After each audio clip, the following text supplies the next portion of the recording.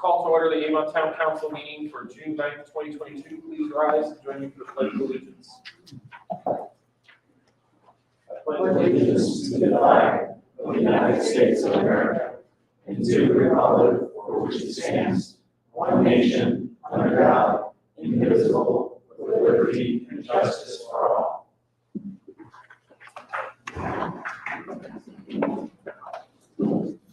Julie, would you take roll call, please?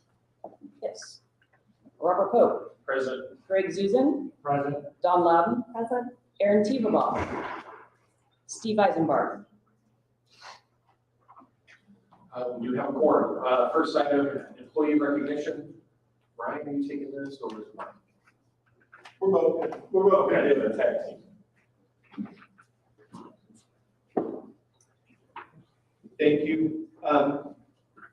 This is kind of fun to do. It's also a little bit interesting, but for all of you who know, the town's only been in existence for about 27 years. So to be able to do a recognition for one of our employees who's worked here for 25 years is incredible. And most of you recall, we did this for Mike last year. So we have our second employee now who's been here for 25 years. So it's really exciting to go back, and it's fun to actually kind of reminisce about, and actually we had this conversation earlier today, that what it was like back 25 years ago when we all started, and how different Avon has become, and even how Avon has changed as an organization and as a town. And I think it's been a fun part, but it's more fun to really acknowledge and recognize those people. So Laura, if you wouldn't mind coming up. I'm going to say a few words about Laura, but I'm going to leave most of it to Mike because Mike is Laura's direct supervisor. But Laura has been a mainstay here at the town of Avon since our very existence. She started out as, can I say how old you were when you started? Sure. It'll give away how long she's worked here, but as an 18-year-old, and she started working out and she was a receptionist at the town. So Laura has now worked her way. She's done just about every job probably in the town of Avon. And Laura probably knows more about how this town runs better than anybody, because she's had an intricate involvement in so many different places. Her knowledge and her experience here has been such a blessing to us. We've been able to use her in so many different ways. She's just fantastic. She's great to work with. She knows so much. We're really, really appreciative of her. We're really excited. Just recently, about a year and a half ago, maybe, she was working even for the police department, and we brought her back here to work for the town as well. Again, and I think we've got her in a place where she's really providing a lot of value. She's actually hopefully enjoying what she's doing a lot more as well. So we're happy to have her. She's got some opportunity to move up, and she's always kind of embraced accepting more responsibility, and that says a lot about Laura, this kind of person that she is. So Laura, thank you for your 25 years, and I'll let Mike say a few words. Sorry, Mike, I'll take your name. All the good stuff you did, yes. I just wanted to reiterate a lot of the things that Ryan said. I mean, Laura's been such an asset to planning and building since we brought her back over. She's a joy to work with, and she's my bulldog. So I need anything done. I've never seen anybody with a bigger smile when I go, hey, I need a stop work order. And she's like, where is it? And she's running out the door. So she takes a lot of joy out of what she does. She's an excellent learner. And just in case you ever need her service, anything you want to find out, this woman has a way, a knack for finding things out that you don't know.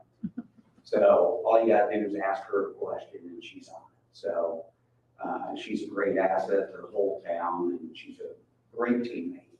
So with that, I'll turn it over to Laura. Do you want to say a few words? You don't have to. You're welcome to if you want.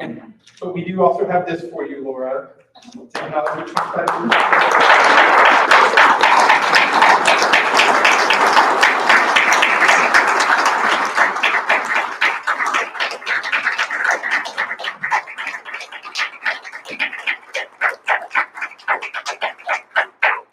I told him earlier, I said, hopefully I'll give you another 25 years. I'll make you 68 when I retire. But we'll see. So thank you very much. Thank you. That's it.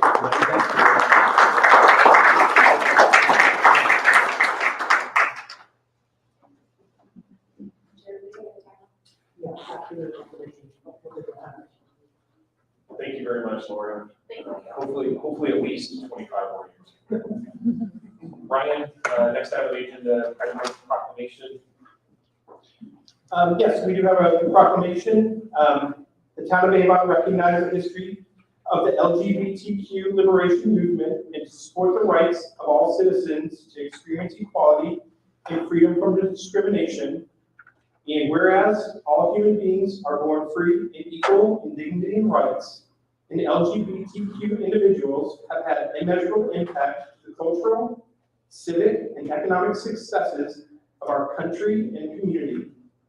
And whereas the town of Avon is committed to supporting visibility, dignity, and equality for LGBTQ people in our diverse community, and whereas this nation was founded on the principle that every individual has infinite dignity and worth, and the town council calls upon the people of this community to embrace this principle and work to eliminate discrimination everywhere it exists. And whereas celebrating Pride Month influences awareness and provides support and advocacy for our LGBTQ neighbors, it is an opportunity to take action and engage in dialogue to strengthen alliances, build acceptance, and advance equal rights. Now, therefore, the Town Council of Avon does hereby proclaim the month of June 2022 as Pride Month in support of the LGBTQ community, proclaimed this 9th day of June in the year 2022 by the Town Council of Avon. And I'd maybe like to invite Trilby up. Trilby requested this, and so we have a copy of the proclamation we'd like to present to her.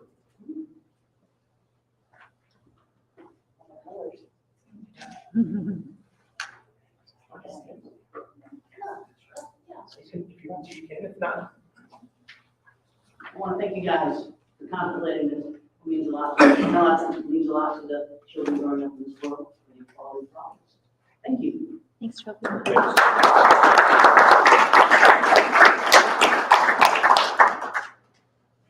We are going to take a 5-minute recess to grab some pictures. 5-minute recess.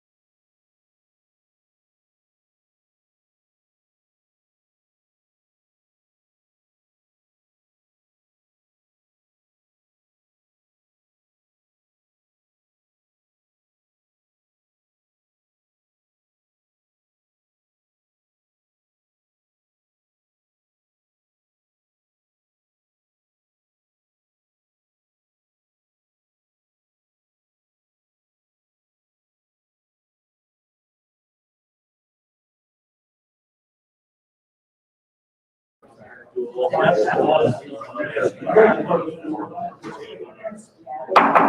the meeting back to order. Next item on the agenda, the next item on the agenda is the consent agenda. Any questions about the motion? Make a motion to approve the consent agenda as presented. I'll second. We have a first and second, Julie, roll call please. Greg Zuzen, Four. Don Loudon, Four. Robert Pope. Four. Next item on the agenda is the first of two public comments opportunities to make comments on items on the agenda that are not a public hearing or on a specific matter within the council's jurisdiction. This is not a Q&A session, but an opportunity to share your thoughts with the council. Please come forward to the microphone, state your name and address, and limit your time to 3 minutes.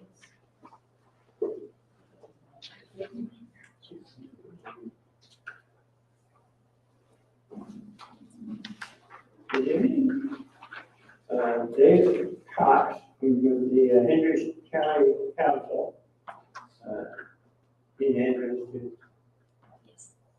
Yes. We technically do government center. Okay, no. 7839 Red Sunset Way.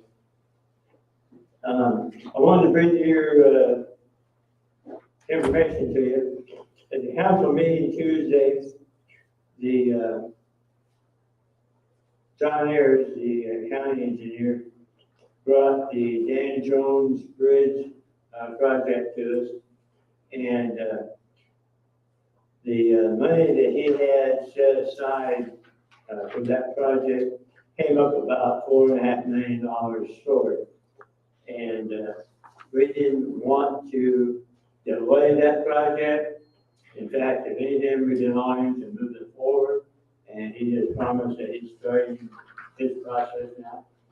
But to cover that shortfall, the council approved taking about $4 million out of the our rainy day fund that we had monies in, and then whatever else is needed. Because right now they're looking at around 700,000, but it could go as much as $1 million out of our county food and beverage if we have some of that. So main thing is it's moving forward and without any delays, and I'm looking forward to new improved Dan Jones Bridge. Well, we appreciate that. The over $17 million sure is a nice, it's going to make a nice improvement to the town of Avon. That's the final figure is a little over 17 million. And the aim plan, as I understand it, is to build 2 new lanes across the tracks and open that up and then close down the old side and redeck that and leave the structure in place, but change out the decking. And so when it's all done, you have 4 lanes over that. It's awesome. I know. Lots of excitement. Try to keep an eye on everything, especially Avon. We appreciate it. Share our thanks to the council and commissioners as well. Yeah, thanks, Greg. Don't hit that top. Yes, sir. Thank you. Thank you. Thank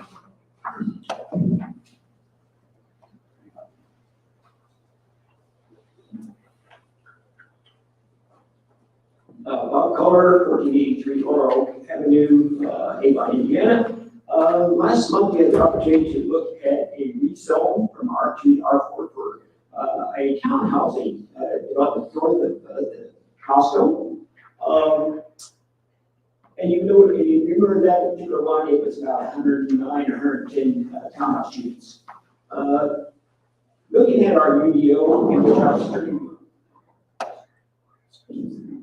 apparently I'm getting switched out here. As a member of the steering committee on the UDO, that's one item that we had a hard time justifying or figuring out what it would really look like. Now we have an idea of what it really looks like with that particular density allowance of 10 units per acre. And that's based on gross density, of course. I feel that's a little heavy or a little high, and I would propose to the town that we sit back and look at amending the UDO and reducing that number down to a reasonable, more appropriate number, based on our perception of what we want that density to look like for zoning R4. My personal opinion, and probably the Coalition for Responsible Growth opinion, which I'm a member, is probably around that 7 to 8 mark for gross density. So that's my thoughts, and appreciate you guys' consideration on that. Thanks, Bob. Any other public comments? Seeing no one come forward, we'll close the first section of public comment. Move on to the next item on the agenda, department updates.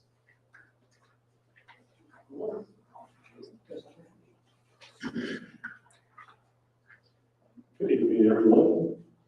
I just wanted to say that I came here 4 years ago, we talked about what your expectations were for economic development, and I will tell you now that all parcels of land on Ronald Reagan are now confirmed to have something built on them.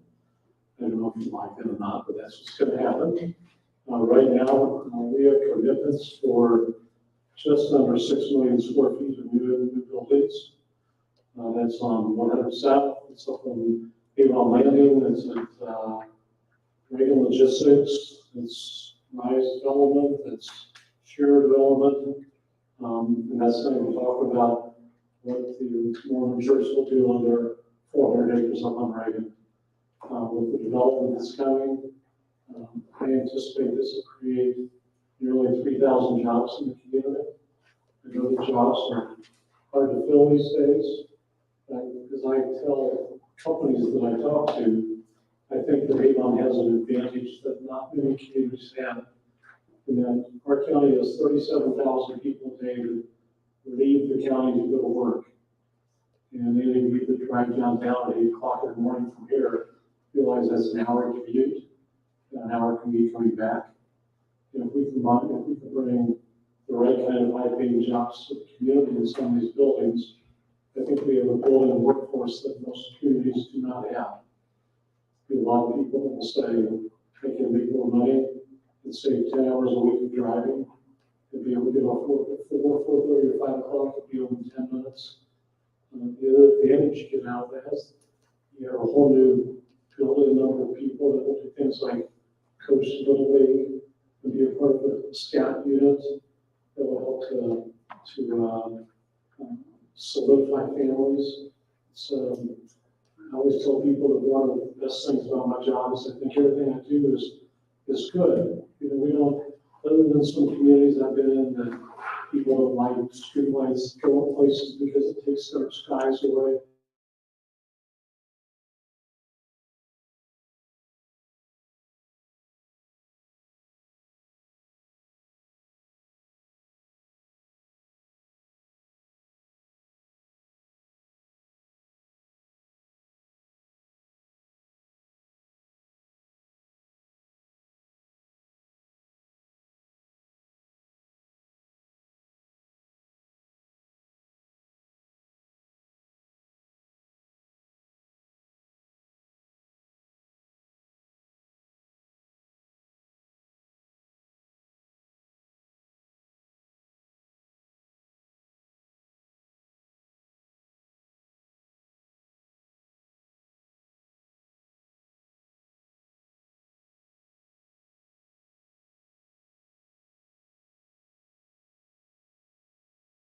Years, and it'll all be here for a very long time. Thank you. Thanks, John. Thanks, John. You're up.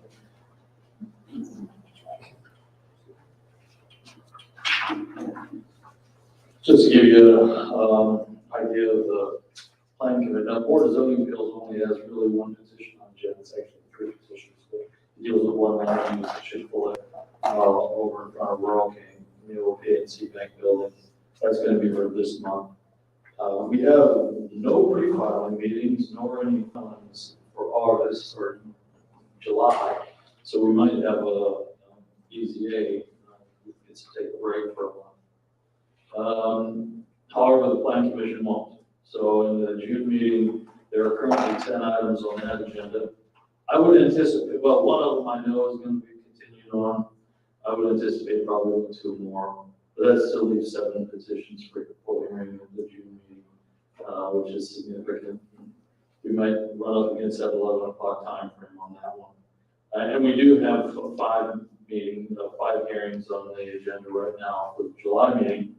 And if you add the 3 that I anticipate will be continued off from June on the July meeting, that brings 8 to July. So yeah, the planning commission is going to stay busy for the next few months. As you all are probably aware, code enforcement went out and did a couple sign sweeps last month, and those sign sweeps led to some big discontent. He only does sign sweeps 2 or 3 times a month, so he does these things. The last sign sweep, he got about 95 signs. Unfortunately, 3 of them were signs for the garage sales, which caused the hate and discontent out there. But we talked about the strategy for the sign sweeps a little bit, and he made one mistake. He took a sign that was actually in the incorporated areas. We talked to him about that. Other than that, I mean, that's the pain that's going to happen when we do these regular sign sweeps 3 or 4 times a month. Is that we're going to cause some discontent. Other than that, he's working GIS and doing a pretty good job. I'm happy to answer your questions if you have. Bill, I have a question. Yeah. Due to the length of the plan commission meetings and the anticipated future meetings having long hours associated with them, do you anticipate during the summer months when we have that heavy workload to possibly having a special meeting or 2 meetings a month? We may. I haven't really talked about it too much. The president of the plan commission wants to have a special meeting for training, but we've been so busy with regular. We try to, training usually is about 15 to 30 minutes. You know, that's the training, and sometimes it's hard to get everybody in for a 35 to 30 minute training session. So we like to have it on a light meeting to throw the training on that light meeting. We just haven't had the opportunity for the plan commission. We've done the training for the police door for the zoning appeals or this year. We just haven't done the plan commission training. But yeah, that's a probability. If we go too far along without training the new members, we run into some issues. So we may ask for a special meeting. Maybe have a fairly light petition count on that special meeting and throw some training on it for the plan commission members. Thank you. Thanks, Bill.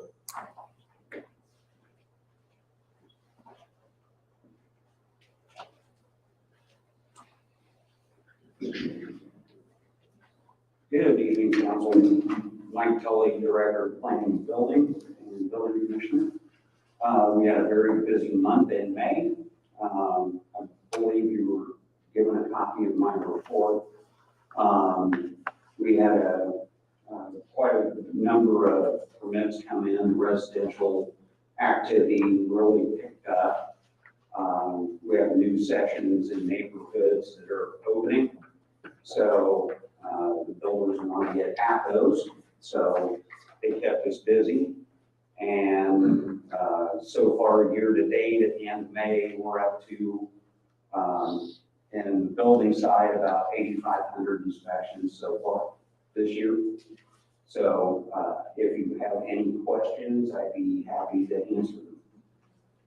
I got a good question. Yes, sir. On your subdivision, buildable lots and developers, can you sort that by just the subdivisions with lots remaining versus you're showing them all from day one and how many are left, and there's a lot of them here that are 0. Right.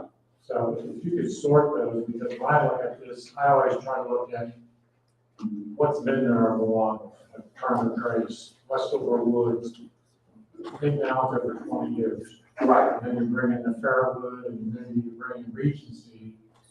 And then maybe if there's another report of developments that we've approved, maybe haven't filed for any permits or anything like that, and maybe even have developments that are forthcoming. I'm just trying to get an idea of what our inventory load is. Okay. Yeah, there's certainly a way that I know I don't look forward to doing a 12-page report every month, but certainly if you want it streamlined, it's just more for historical purposes more than anything else. But I could even probably take that spreadsheet and create a new one that just has active neighborhoods. You just got a couple of weird outliers out there, like we have one lot left in Oak Bend Estates. That was approved under the county. That's probably the worst lot of the whole development that may stay like that for 10 years. Right. Right, The other so, thing then was on your apartments. yes, Is there a way to find out what the vacancy rate is in every one of these? well, we could try to get a hold of, we could probably try to get a hold of the leasing offices, just to see if they got, If they have that, or I didn't know if my board would have something, I don't know. they might have more like countywide averages as opposed to, I know in the city of Indianapolis that apartment communities change names like every other week. So it's hard to keep track of them, but here they haven't changed in ever. So, we can do some research on that and see if we can find out. That was all, thanks, Mike. Okay, you're welcome. Anything else? All right, thank you much for your time. Thank you.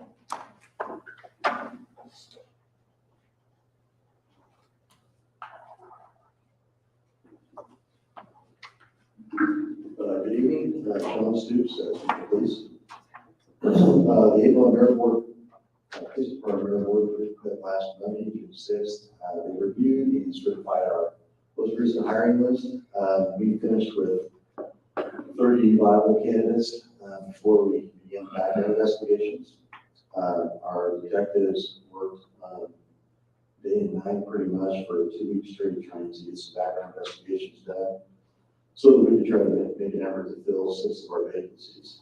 They were able to send 3 conditional offers of employment to the Mayor Commission. They were able to exclude 3 candidates, and then we had 2 candidates that actually withdrew because they acquired positions with other agencies.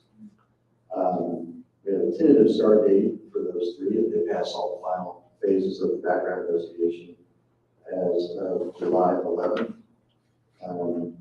If all 3 of those make it through, all 3 of those are currently Indiana Law Enforcement Academy certified, then they will not have to attend the academy, but they will have to do an abbreviated field training program,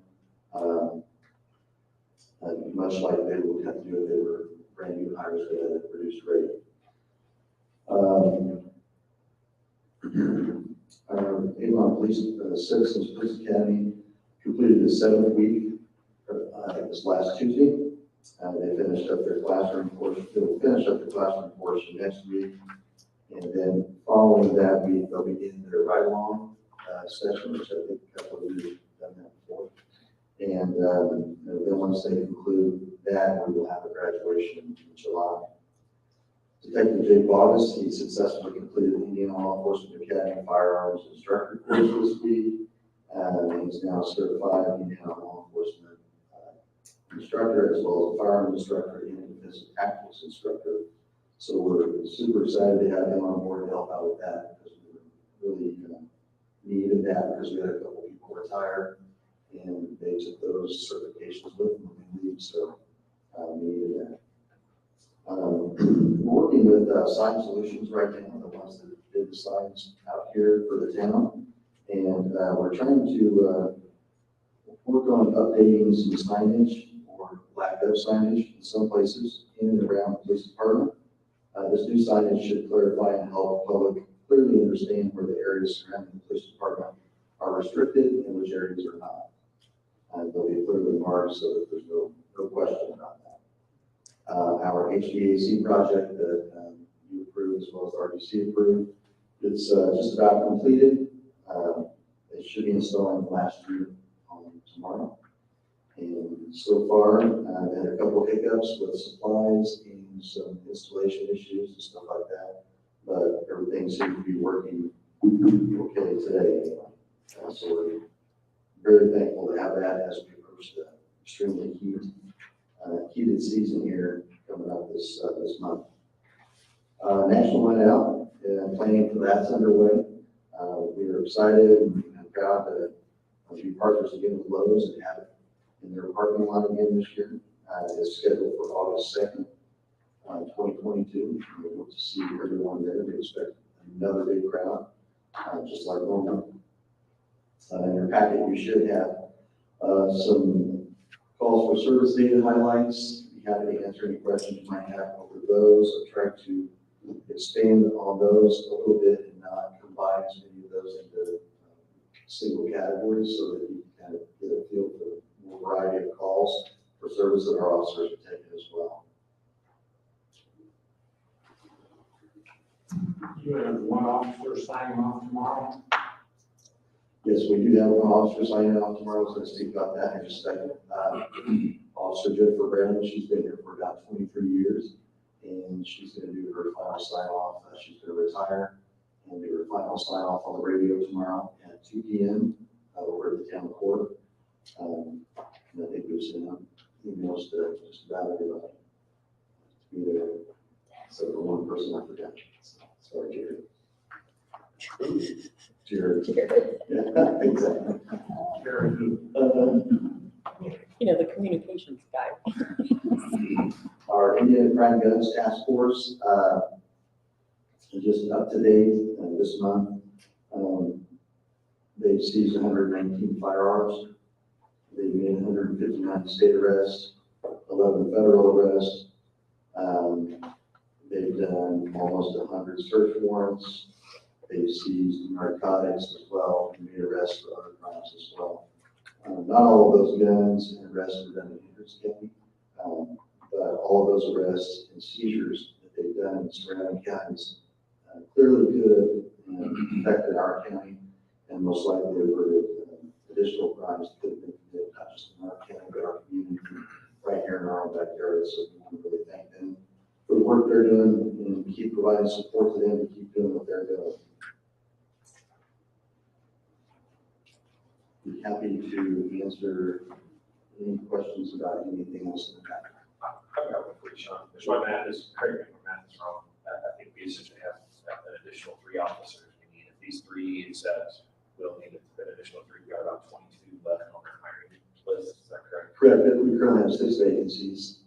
If all 3 of the conditional offers are accepted and completed, the final phase of the background investigation, then we'll have 3 vacancies to fill.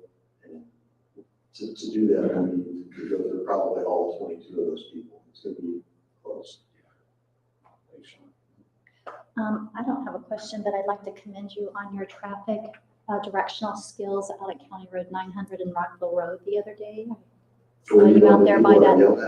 Well, no, but you were right by a water puddle, and I know somebody came close to really showing you what they thought. The range of that puddle was.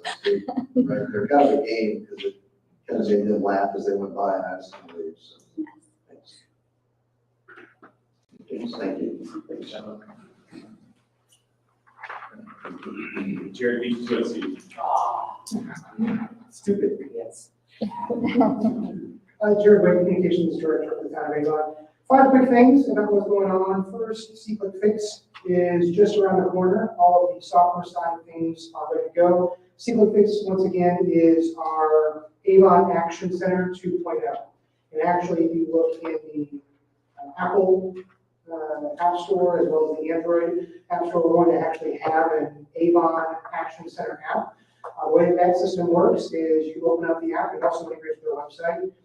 You specifically locates in an integrated map that integrates with GIS. So I've been working with Daniel a lot to differentiate between what is town of Avon, what is NDOT, what is outside of the town of Avon. So that way, if somebody has a pothole on some major road, and I'm just going to throw out something left field, US 36, they can zoom in, put that on there, and then it will notify them, hey, that is actually NDOT. Here's all the contact information that you need to reach out to the correct person. They'll take a quick picture, then they'll upload it, and it'll go to either Public Works or Police or Parks and Rec, depending on what they're submitting. It should hopefully streamline and simplify, making sure that we can get communication to the residents can get communication to us.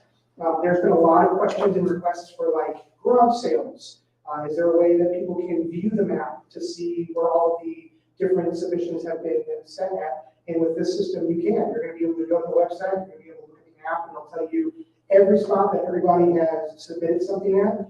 And also, there's going to be some additional categories. So if you would like to publicly show where your garage sale is going to be at, you can actually do it through that app. And if you're a garage sailor and you enjoy going to garage sales, with the app, it'll show you garage sales all around the town, as well as the Christmas tree map that we did last year that had a very positive response. It's going to be integrated into there as well. I'm hoping to launch that late June, so just a couple weeks away from right now. Civic Ready, which is our upgraded notification system, is slated to launch late June as well. Ryan from the police department and myself have been working with them to get that up and running. That's going to be a fantastic service. Again, this is an emergency notification system. So if something were bad, very bad to happen, we can now. Say like a fire. Yeah, just again, hypothetically speaking, a fire in a warehouse in a town just south of us. Just throwing something out there. We can actually send out emergency notifications. We can say, hey, stay away from there. Hey, it's okay to go back there now. Things of that nature. The police are going to be able to send those instantly. Again, that's hoping to launch in late June. Fun fact, we just started promoting our Town of Avon alerts last week, and over the course of the weekend, we had over 300 plus subscribers. So these are individuals that are getting notifications as soon as it hits the website. No social media needed at all. Just let us know that you want us to text you or email you, and the new system will actually call you if you would prefer to have a phone call. Number 3, the Greater Avon Civilian Academy or Greater Avon Citizens Academy applications start on June 15th. That is ready. We're excited. I know Brian's excited. Julie's excited. Don from Washington Township is excited, as well as Britt. It's a really great group of 4 individuals to kind of kick things off. Our Avon community calendar is live and going online as well. If it's in Avon and it's free and it's a positive event, we want to tell the community about it. All the residents need to do is let us know about it. And there's a submission form on our website, avongov.org/ACCS.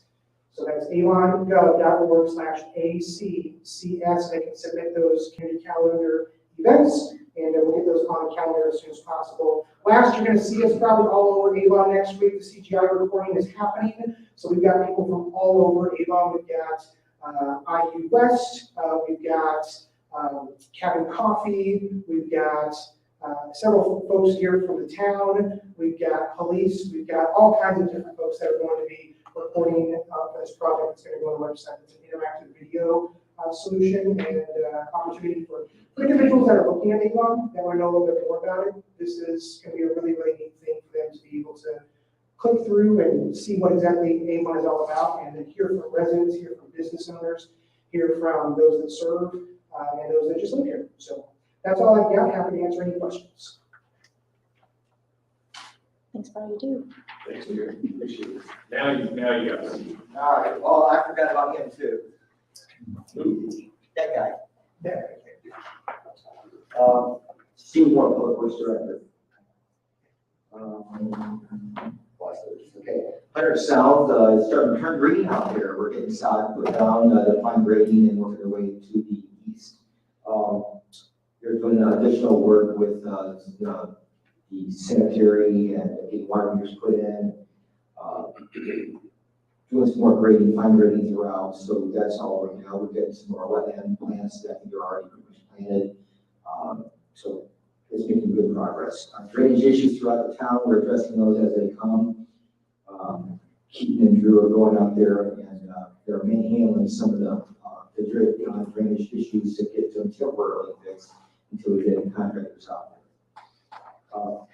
They're also doing pothole patching. We had Grady Brothers go out there do a round of patching for us, but we've gotten 2 pallets of patch ourselves and supplementing whatever we couldn't get done in a timely manner. So our guys are doing that as well. Development and right-of-way and construction inspection, we're doing a lot of inspections now that things are starting to kick up with contractors in the developments, and we've also been with utility permits for utility cuts. So we're hot and heavy on those inspections. Drew's doing really good job of this MS4 inspections. He's out there. We try to get out there at least once a week in every project and after every rain. Well, it's been raining a lot, so Drew's out there hustling. So he's doing a great job for us. Sweeping had a little miscue. We do have sweeping scheduled, and we're supposed to be out, and we have the signs out in neighborhoods. Unfortunately, our company bought the company that we have a contract with, and they didn't realize they had to notify us when they were coming out. So they actually did some sweeping without telling us. And now they're going to come back and re-sweep those same neighborhoods because there were cars on the streets, and we weren't happy about that. And they now know that I'm not very nice and I'm not very happy. So they're coming back to do that for free. But yeah, they're good to work with you. They just didn't know. Bill talked a little bit about Daniel and the GIS, and he's doing a great job. He's helping us. We're adding layers to have more information on our GIS, and we're using it to help us do our jobs better. So kudos to Daniel. Love Daniel working on the GIS and helping us out. So I'm thankful that Bill allows him to do that. Storm billing went out. We got the usual number of, hey, this isn't my bill, I don't have it anymore, all that customer service stuff. Bessie's handling that very well. She's actually trying to do some process improvements to minimize that for the next billing cycle. I think Jared and Bessie worked on a QR code so that on the next bill, when it comes out, it'll be colored so you stand out. We're to encourage people to get online billing and auto draft to help them to just be able to get their bills taken care of easily, and us sending out less bills by mail. So it's good for everybody. So we're working on that. Community crossings design is underway. That's that $2 million worth of work we'll be doing this year. So our consultant, we're actually adding in some work. We work with the police department for some safety issues over on around Reagan, just north of 36. There's been some number of accidents there. So in addition to the community crossings design, our consultant's going to add in some restrictions to help reduce the number of conflicts so that we have fewer accidents at that location. So that's something that's coming.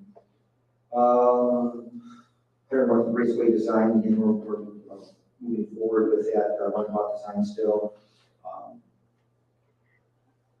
Kind of did something. Yeah. It was a placeholder. We have some art that's budgeted for the middle of that roundabout, and I came up with it. It's just a placeholder design, and I can tell you guys about that offline. Anyway, White Lake Creek Trail design, we're going to move forward with that. That's coming off of Murphy Park and where that pedestrian crossing is. They subbed out that receiving concrete pad, and people are wondering, well, where's this concrete going to? What's going to end up going to the White Lake Trail? Right, I said creek, I mean creek. So anyway, it was where it come from, right? But anyway, we're going to extend it to the creek, and so on a temporary basis, we're actually send a pipe to perpetuate the drainage. We're going to put in some stone to make that actually usable before we get the actual trail built. And then we also do drainage improvements along that same area, so we have a consultant on board for that. Met today with a consultant that's going to wanted to help us. I accept their offer to help us with our action plan grant application under the Safe Streets for All, the SS4A from the federal government. There's two different types of projects that we're going to be looking at. One are MPO projects. Those are projects we have that are being considered and are under approval from the MPO. They already have their action, their action plan grant pretty much underway. They think by August maybe that they'll have theirs done. So we'll fall under their umbrella for that part of the qualifications for the money for the MPO projects. But for local projects, we have to have our own, action plan. And so that's one of the things that they want to help us with, is so we can develop our own action plan. So then the next call, we can then do implementation on local projects. So we're working on that. Is that it? That's all I have. Do you have any questions for me? The only question I have, when is the next community crossing grant application? It just came out. Again, we budgeted all our match for this big one, that, the $2 million one. We might be able to find some funds to match for another smaller project that we can spend on. But yeah, right on our edge, we're talking about that. How we can come up with some money to try to do another smaller project. So if you guys have some money that you want to throw my way, we can use it. You give us a project idea, and we'll give you some money. I got lots of roads that need fixing. So We got to stay ahead of it. We need to, continue to participate with the NPO and get those dollars. okay, yeah. So we have our asset management plan.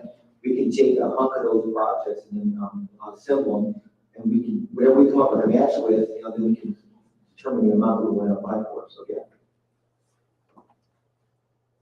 Anything else? Thank you. Julie? You said money and my ears perked up. Speaking of money, I do want to thank the county. I think Dave left. We did receive our $875,000 check towards 100 South project from the county, which is now it'll be in your June revenue. It's our second installment from the county. I want to thank everyone here in the audience today for coming and probably also participating in the $131,000 in revenue received from food and beverage income. For everybody eating out at the new Smoky Bones and restaurants here in town. So thank you for all of that. One of the things I did want to mention, Jared and I are actually going to do a live at lunch, I believe maybe Monday, to go over one of my jobs is doing solicitor permits. We have had several companies here recently apply for solicitor permits. One of them I will be issuing tomorrow. There's going to be more than 30 people in our community that, of the 40 that applied, passed the background check. They're allowed to come and solicit within our town limits legally.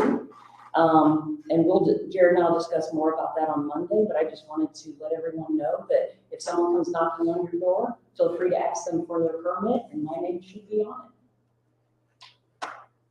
Are you going to get that message out to the community as a whole? We are doing that as the live at lunch on Monday. We're going to explain the process, how it works, and then what to look for on the permit. Yes, we're going to go through everything. Because you're going to have a lot of subdivisions that have their no solicitation signs up, and they believe that it insulates them from that, and that is not the case. Your neighborhood can have something at the front that doesn't stop everybody from soliciting at your door. If you do not want, and I'll go over this on Monday with Jared, if you do not want someone knocking on your door, all you have to do is just make a little sign that says no soliciting, and they are not allowed to solicit at your door. If they do, you can call the non-emergency phone number and an officer will come out. There are steep fines involved for solicitors that approach a house with a no soliciting sign, but it has to be on your premises, not at the front of the neighborhood. The neighborhood can do it as a whole to kind of help, but it has to be on your property. And again, we'll go over all that on Monday with Jared in detail. That's all I know. Thanks, Julie. That was it. Moving on to council comment and liaison reports. Ms. Sullivan? Nothing to report. All right. Mr. Zuzi. The only thing I had is I met with the on Monday and continued the discussions about the development west of the high school. For myself, the only real one is the collaboration group last week. The good news was County Council Dave Cox shared with us the additional grant for CS6 being financially approved. Next item on the agenda, Ronald Reagan at County Road 100 North detector replacements. As soon as you see here.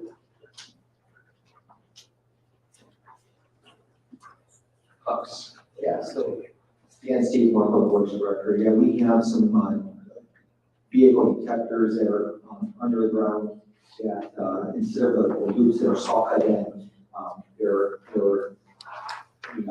well, it's a Bluetooth type detector, and we had a bunch of them go out. So, we have a supplier that will actually install them for us as well. I'm board to get them. So right now, we have a bypass and it's operational, but it's not as efficient as it could be, and people have noticed the difference. So we'd like to get those replaced ASAP.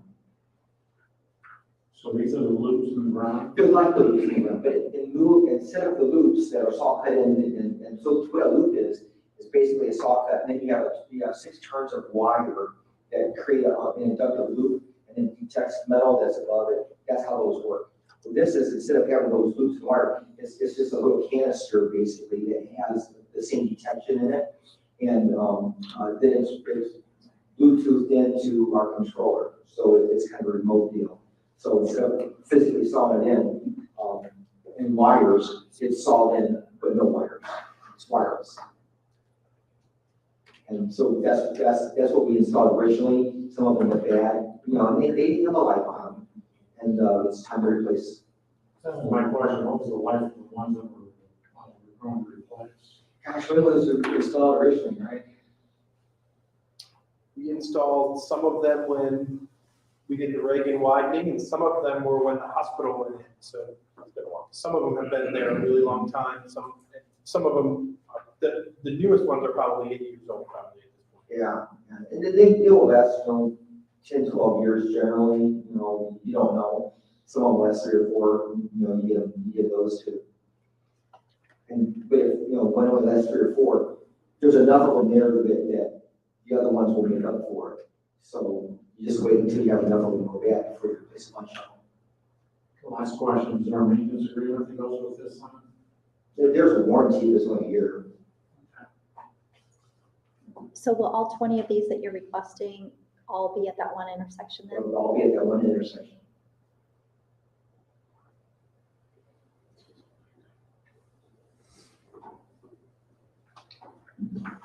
If there are no further questions, entertain a motion.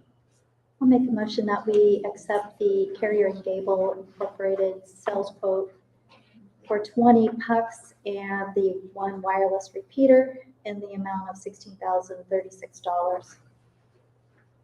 Second. First and second, Julie, take roll call, please. Don Martin, For Greg Susan, For Robert Pope. 4. Next item on the agenda, introduction of Sycamore Preserve Drain Amendment 2022-08.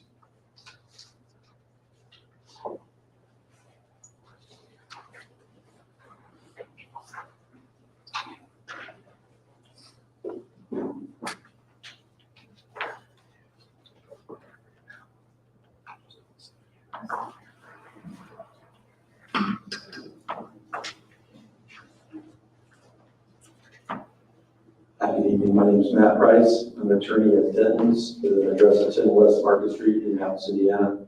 Here tonight on behalf of American Homes. With me is Mark Connor, who is the project lead for the Indianapolis market. We have a brief PowerPoint we'd like to take you through to introduce the company a little bit, as well as the project itself. And I'll hand off to Mark to take you through some of the highlights of the company, then I can follow up with the property.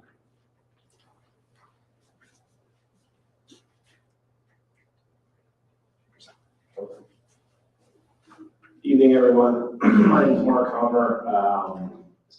I'm the Director of Land Acquisition for American Homes Development, as a part of American Homes for Rent. Wanted to say before we start, we're super excited about the opportunity to potentially be a part of Avon long-term, and to piggyback what Matt had suggested, I thought it might be helpful to give a little bit of color and a bit of backdrop to kind of who we are, what we do. I'll start off by saying I know there's a ton of conversation, discussion, opinions and thoughts locally around the country, around the world at this point with respect to what single-family build for rent is. I wanted to say I am a complete open book, and I will answer any question that anybody has. We're very intentional in what we do, and we're very good at it. Unlike many traditional home builders that have raced into this build for rent space, to meet the demand in the market, we're on the start of it, we're on the pioneering end of it. We build to rent, to own forever, unlike some of our counterparts that are rushing in that build to rent, to sell. On paper, we own all of our homes in perpetuity, and we're very proud of that. So to give everyone just kind of a brief history of the company.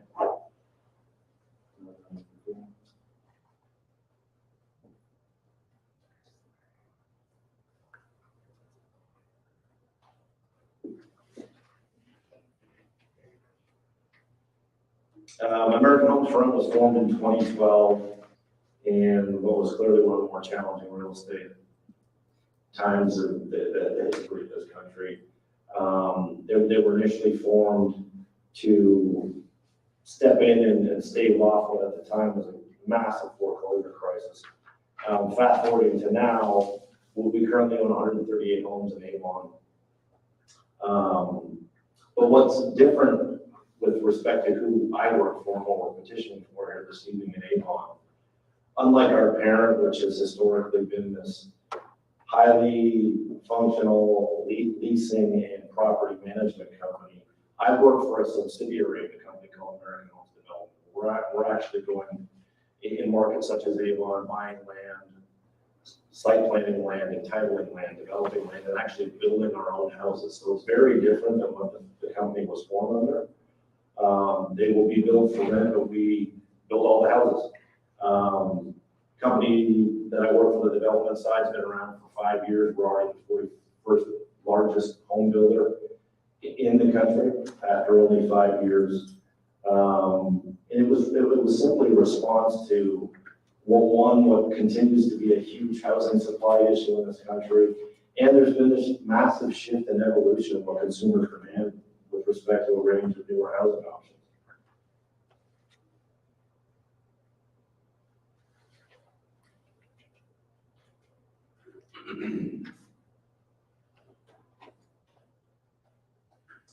And some of these slides were intentionally just put together with respect to address some of the questions I've gotten here over the last several months from various municipalities. Some of them are popular ones where you operate today.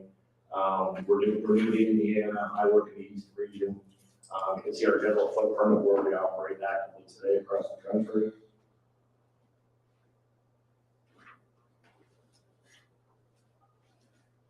I get asked quite a bit on how big are you guys, or how financially stable is the company?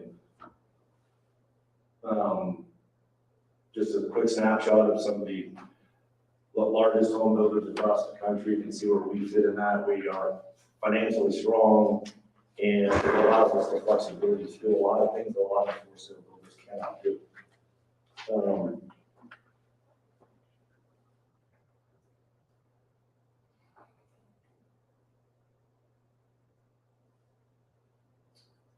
I think it's very important to walk everyone through kind of who we serve and why we've done it better than some of the other folks that are making national news here as of late.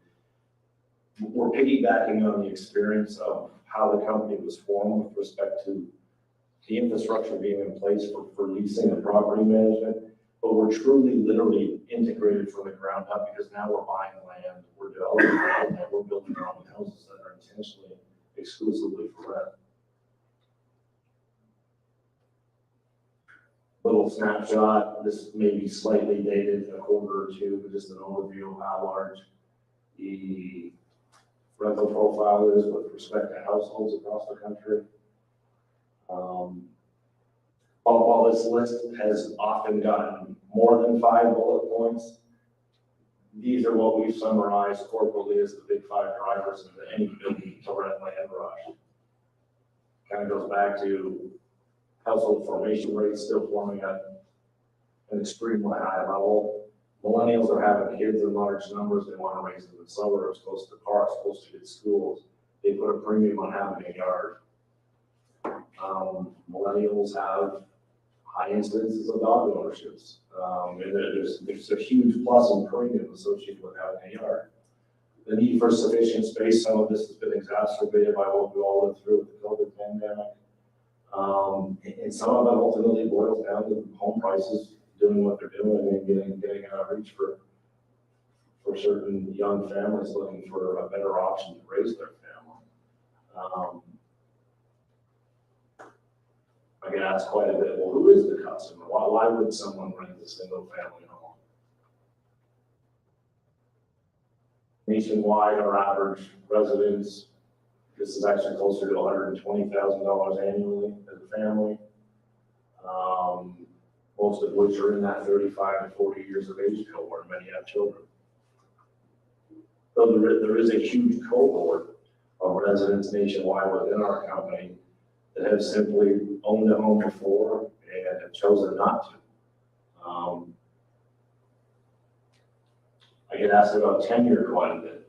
Average resident nationwide lives in one of our homes for over 4 years, and that number is actually higher than that, increasing in homes that we've actually built versus homes that we bought out of foreclosure 15 years ago.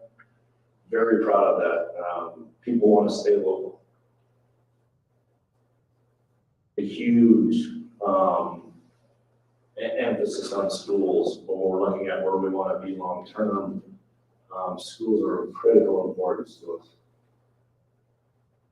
Again, notion of pets.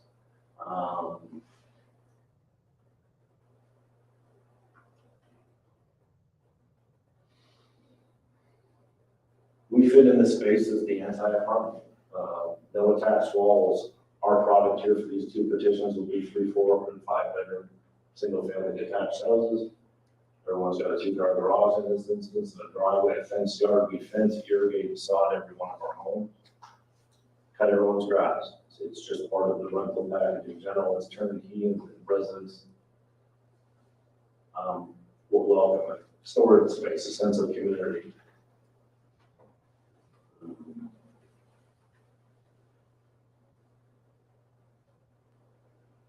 You think what we do is important? We build places people call home, and these are our core beliefs. We've, on 138 homes, for example, in Avon that we own today, there's an 88%, give or take, customer satisfaction score. We're very proud of that and very cognizant of it. It boils down to lasting quality, great place to work. For me personally, operational excellence and customer focus. With respect to the homes themselves, I get asked quite a bit. We don't build with vinyl. Everything's done with dimensional shingles, LVP flooring, granite countertops, stainless steel appliances. We finish all our garages, tray ceilings in all master bedrooms, things of that nature. We're very cognizant because we own the homes forever. With that, I'll pass it on to Matt to get specific on 2 projects we're going to talk about. So I think we actually have these in the opposite order there on the agenda. So Sycamore Preserve, is that the first one? Yes. Sycamore Preserve, we'll show you just general location. I'm sure you're familiar with it. Generally, it's off of County Road 900E is where we'll access. Properties just under 16 acres, surrounded by residential uses, north, south, east, and west. Comprehensive plan actually calls for it as a specialty housing. We think we meet that criteria because we're a build to rent offering. We're also employing, I think for the first time in Avon, the enhanced architectural standards out of the new UDO that allow for differing development standards associated with each lot if you agree to enhance the architectural standards. So we're pursuing that option. Gives you an idea of the layout of the land, making up that just under 16 acres. This is our concept plan. Shows the access. We have 45 proposed home sites. Again, using the enhanced architectural features. Believe it's a good infill type land use. We worked hard to match up the lot lines along our adjoining boundaries which you can see along the north, south, and west. And I look forward to continuing to work with staff with regard to this proposal, as well as the surrounding community. Thank you.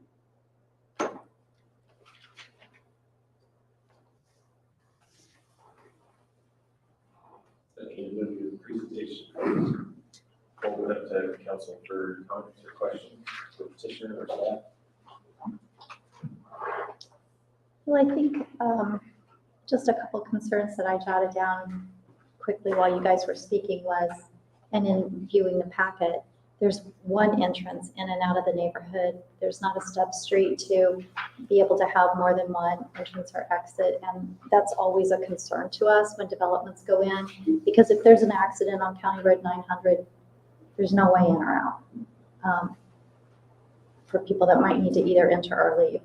And then the second thing that we were very cognizant of when we made the new UDO was amenities within a neighborhood. And you guys just said that there are lots of families that live there and things like that. And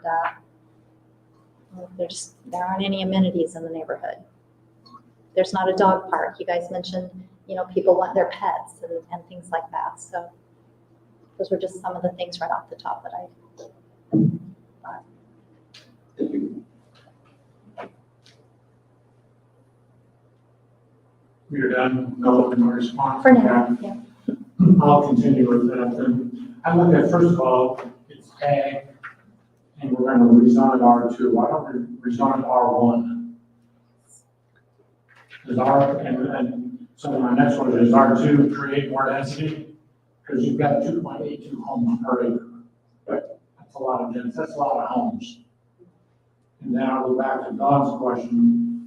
And I went by today, and I know you can't do it, but I believe it's Eden Gate, it's across the road. And if you want to put your site plan or your site up there, the road doesn't tie into it, so you've got a staggered egress from one subdivision and a staggered one from another subdivision. It's the next one that shows your lots. There you go. And then when you come down to the south, you can see where 900 bends, and I don't know if Steve's here or Ryan, we're looking at that to address that, to take some of that curve out of there, are we not? So. Along that line? Mm-hmm. Down on the right-hand bottom where you see it curves comes from the south and then curves up to the north. Right. It doesn't have anything to do with development. All I'm saying is that road, we're trying to get that curve out of there. So, I mean, those are, I think you have the density, you have the ingress, no amenities. And I think lastly is, we've all been reading about it, homes for rent throughout the country, but, I think there's a lot of concern. I guess you can always tell when someone doesn't live there, when the grass grows to be 2 foot tall, the shutters are hanging off by one bolt, et cetera, et cetera. How do you maintain that? I mean, you said you're going to cut the grass, so you're going to kind of create probably like an HOA type thing where you're going to handle all that. But when this came through, I think it's towards the back here again, we're going to do another annexation of this property into the town, because there's a piece of it that we didn't capture. Yes. It's kind of like anything, correct me if I'm wrong, Mr. Patel owns this property, is that correct? Correct. Mr. Patel's going to sell this property to your company, and then your company is going to manage it until you decide to sell a home or to sell the whole development to somebody else. And so we have to really be prudent about how we capture all these ordinances, all these restrictions that we put on this, to make certain that the people who live to the north, which I think is Carolina Commons, and then to the south, which is Prairie Trail, and across the street is Eden Gate, that, I mean, not only your development, we're going to have this in a lot of infill sites. We've got a lot of 10-acre parcels that we're trying to do this. Some of them are putting in duplexes or 55-year-old retirement communities. So these are all a bunch of questions that I have that when this thing comes back around, they're gonna have to be addressed. And I'd really like to hear other people in the neighboring subdivisions feel as well. And last, I think that interesting, what did the fire department say about that? We didn't receive a TAP comment that was negative to that access at all. And one thing to keep in mind is this is an infill site. It's 45 homes. It's not 145. And that's really the truth with both of our proposals is that it's making use of properties that are otherwise being passed over. And it's trying to make an attractive development over properties that are frankly not attractive today. And as far as density goes, that's something we're happy to compare densities with the adjoining properties. The reason why we believe the R2 classification is appropriate is because we are meeting those enhanced architectural standards and taking advantage of that set of development standards because we are committing to the higher standard. It also makes, it's no secret that owning a dog, sure, it would be nice to have a dog park, but it's also nice to have a yard. And that's really what we're emphasizing. That yard is maintained by a well-capitalized company. So there isn't an association per se because it's owned by one entity, and that one entity takes care of the outdoor maintenance with the objective of being long-term investors. They're a REIT. So they have restrictions on what they can sell. Their business model is not to sell assets, but it's to hold and maintain assets and to maintain them at very high quality so that they appreciate and pay good dividends to their shareholders. Greg, you brought up the fact that the two entrances don't line up. And Ryan, does that meet our standards? I mean, we usually require that those entrances line up or that there aren't two that are within a certain distance of each other. Correct, yeah. So just as a reminder, this is a rezoning, so those are typically planning issues that come up at that time. So they may not show up as TAC comments at this point in terms of a rezoning, but you guys are absolutely right. That's something they would have to work out with us once we get there. And there would be some things they'd have to have a waiver because the spacing probably isn't accurate, and then they're gonna figure out road improvements, entrances, and they'll have opposing lefts. So they'll have some challenges, but those are challenges they typically face after they get through a zoning process, not necessarily at this point. Right, but I thought during the introduction and the purpose of us having the introduction in our new UDO process is that we don't have developers spend a lot of money in site design and things like that and then throw the problems at you later on. Yeah, they were raised. We were advised as to improvements we would need to make as far as egress and ingress. Now, there was not identified any requirement to align an entrance that's further south of our entrance. I think we meet any kind of separation requirement. Well, in this case, I don't think you can because there's two homeowners that are right there, and you have to buy their property. Right. To line it up, right. Now, the other thing that to certainly be aware of is the size of the roads. You showed up there 3, 4, and 5 bedroom homes, stacking cars in driveways, not blocking the sidewalks, parking in the roads. I mean, you go by some of these developments and there's 4 cars in the driveway. If you got 5 bedrooms, you may have 4 cars in the driveway.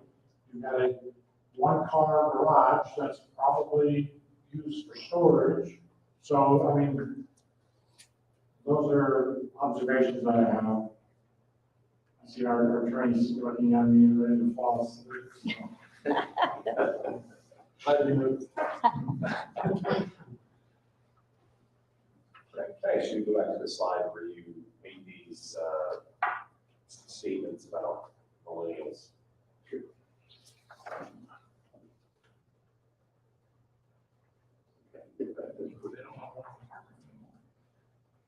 So what Greg's getting at is really the main question I'm going to hit. Do you have any data to back up what you're saying here about an entire generation? Dog ownership, wanting to have a yard, having kids in large numbers would be close to parks, anything like this, because we've had a number of developers come before us and say the exact opposite of what you're telling us now.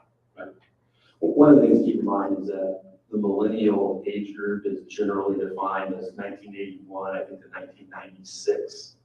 And so what our demographic typically is the millennial that is at the older end of that spectrum. So they're in the spectrum of building a family, having a family. And so I think what our data is, that's out of a Forbes article there that we sourced that out of. In addition to, there's a research institute as far as household formation. We can provide that data. We certainly can provide additional data to back up what we're saying as far as our own demographic and what our own experiences with customers. You're seeing those elder millennials are just now wanting to start families. Those elder millennials are entering their 40s. They're 35 to 40. Yeah, that's a rather old age to be starting a family. Let me ask you about They have young families. That's what we're. Let me ask you about number 5. You say home prices are getting out of reach for many of these young families. What are you targeting for rent in this neighborhood?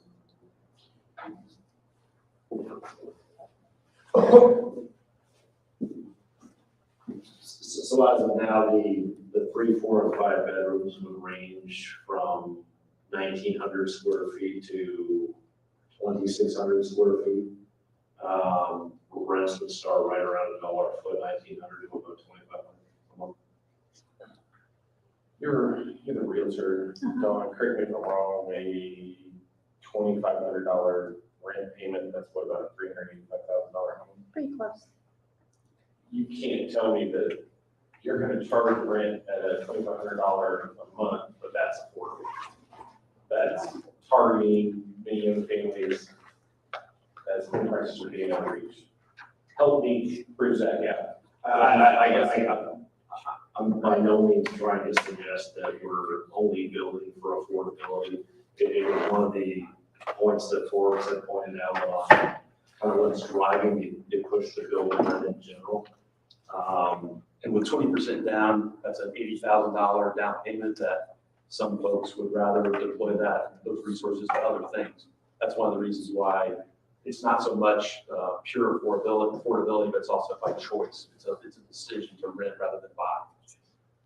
Have you guys done any overall site layout with the community? How close would this neighborhood be to any park of the kids or kids' schools? What's the walkability between this neighborhood and any of those amenities? No. I mean, walkability may be somewhat limited just because of the surrounding infrastructure and the lack of surrounding infrastructure. But the general proximity of schools would certainly be an asset of this location, for sure.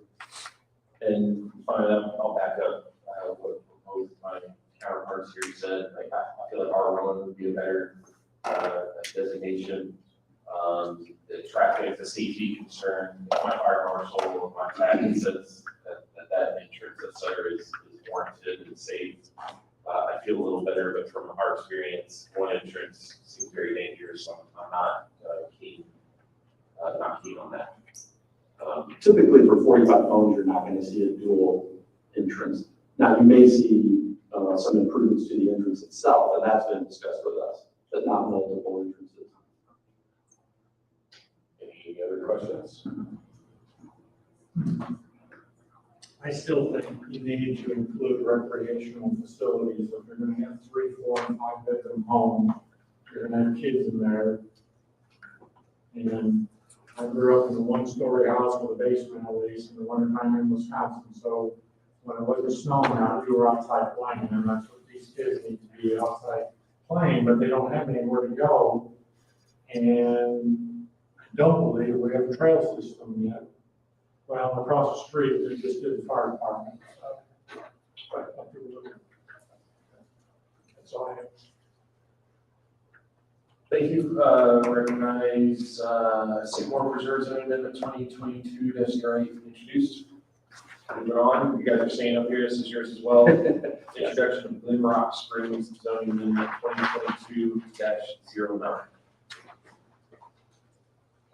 Thank you. I'll move to that section quickly here.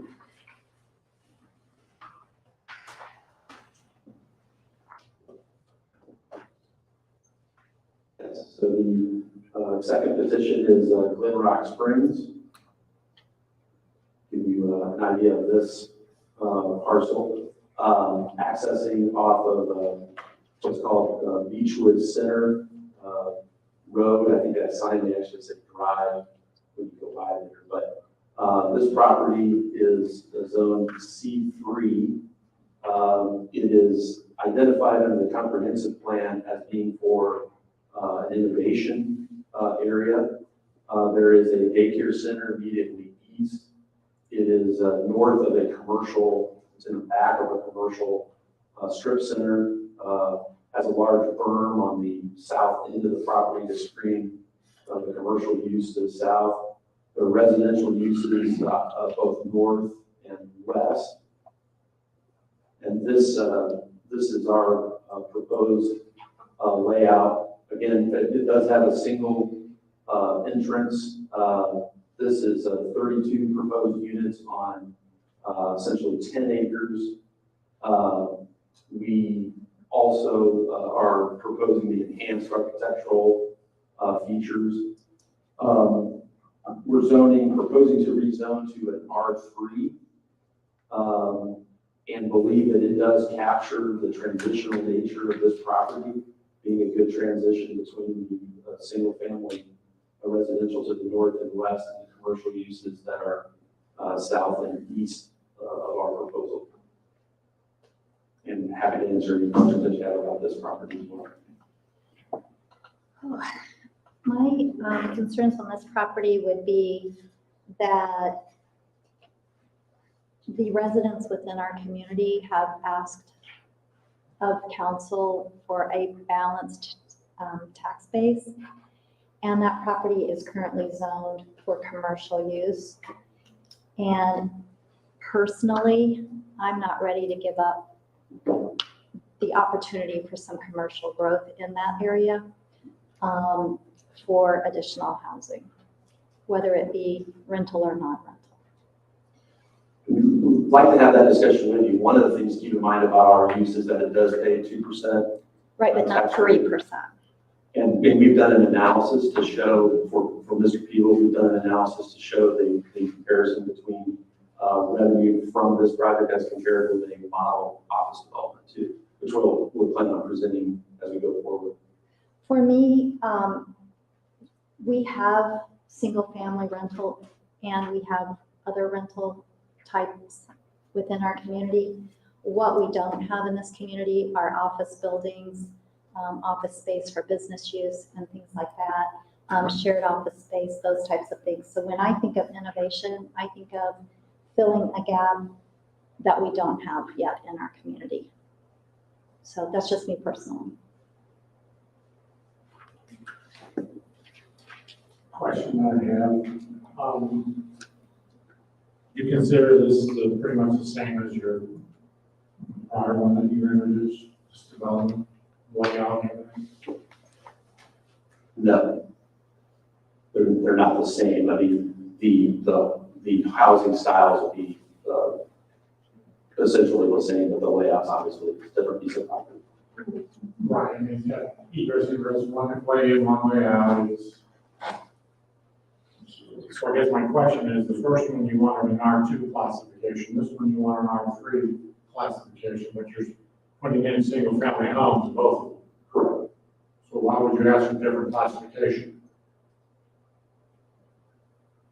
Well, I mean, we could make a viable use of the property at that level of homes per acre.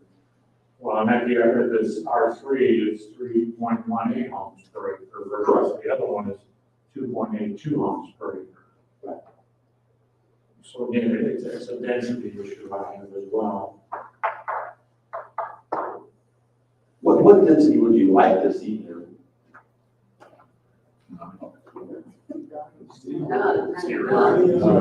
Well, I mean, I haven't done my reading, I'm just responding to your, I haven't put down on paper what I want to see there or not see there. Whenever somebody wants to change it, I try to understand why they want to change it. It's like anything, it's cost. Cost numbers drive up your density. And so when you do that, my job is to make certain that that density does not have a negative impact on the people that live around it. That's why I said, well, one is one zoning and the other one's a different zoning, but they seem similar. What's the rationale? I think part of the rationale is that zones see through today. And I get that. And a higher density is oftentimes viewed as an appropriate transition use between slightly lower densities to the north and the west, and the commercial to the south.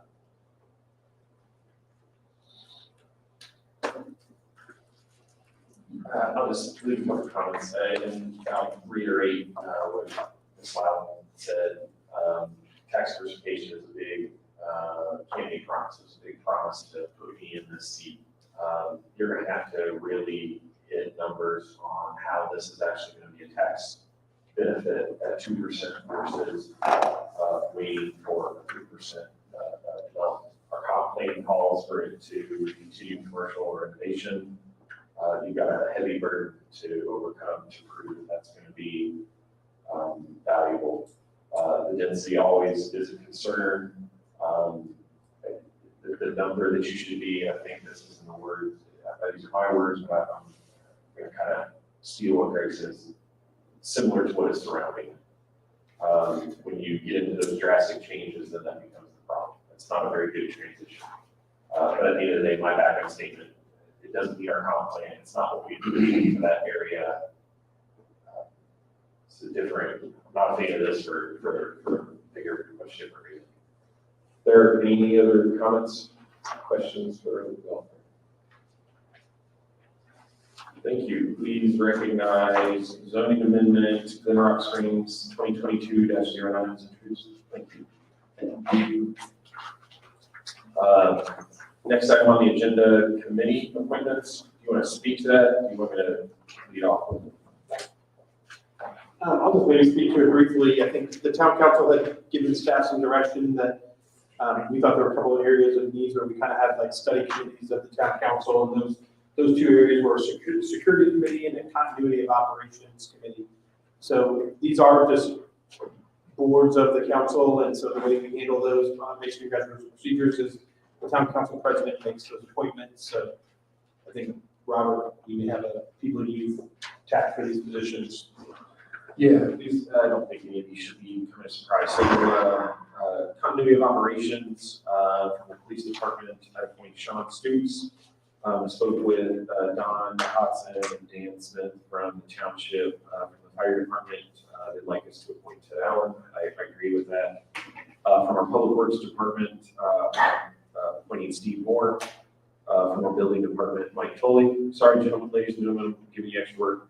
And then from the council, Ms. Loudon has offered to be a part of this. In fact, I think you're kind of excited about it. It's weird. For our security committee, I am appointing Sean Stoops, Mr. Taylor, Mr. Dan Taylor, Jared Wade, myself, and we're leaving one appointment available right now while we fill that position.